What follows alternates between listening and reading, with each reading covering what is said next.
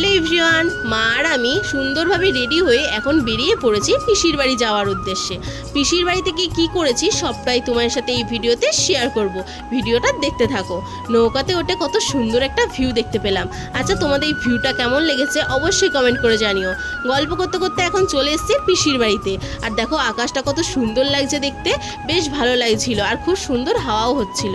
এরপর বৌদির সাথে কিছু ফটো তুলে নিয়েছিলাম। হ্যাঁ জানি আমার এই বৌদিটাকে তোমরা অনেকেই চেনো। আচ্ছা, তোমরা আমার এই বৌদির ভিডিও কে কে দেখো অবশ্যই কমেন্ট করে জানিও তো।